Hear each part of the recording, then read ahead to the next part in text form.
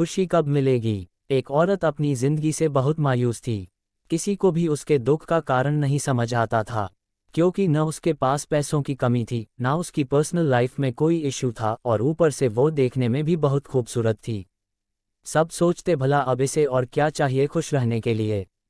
वह कई साइकोलॉजिस्ट से मिली, पर सारे उपाय बेकार गए और धीरे धीरे उसकी मायूसी सुसाइडल थॉट्स में बदलने लगी। उसे लगा इस दिखावटी दुख भरी जिंदगी से अच्छा तो मर जाना है, और यही सोचकर वह अपनी कार से शहर से कुछ दूरी पर मौजूद एक पहाड़ी की ओर जाने लगी।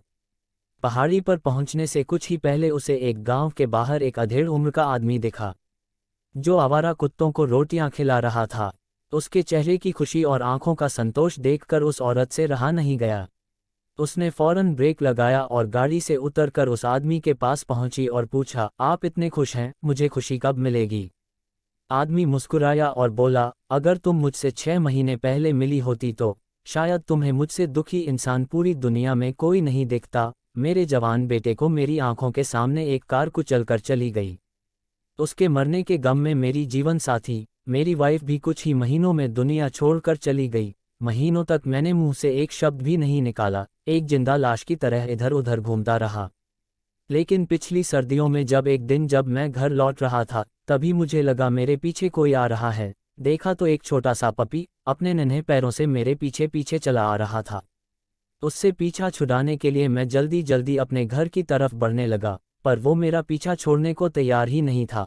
मैं गेट खोलकर जल्दी से अपने घर में घुस गया। जब खाना खाकर मैं सोने ही वाला था कि उस पपी के रोने की आवाज़ मेरे कानों में पड़ी। खिड़की से देखा तो वो वही गेट के बाहर ठिठुर रहा था।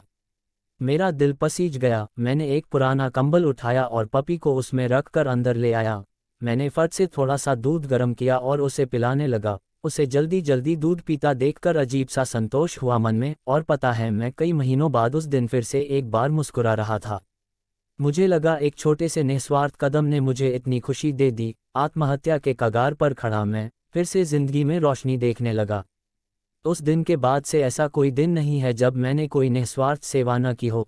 कभी अनाथालय में, कभी गरीबों में, कभी सड़कों पर, मैं किसी न किसी तरह खुशियां बांटने की कोशिश करता रहता हूं। और तुम्हारे सवाल की खुशी कब मिलेगी का यही जवाब है, जब निस्वार्थ होकर तुम दूसरों की सेवा करोगी, उनको खुशी दोगी, तब तुम्हें अपने आप ही खुशी मिल जाएगी। अब औरत उस आदमी की बात समझ चुकी थी। उसने गाड़ी वापस घुमाई। उसे पता चल चुका था कि अब उसे क्या करना है।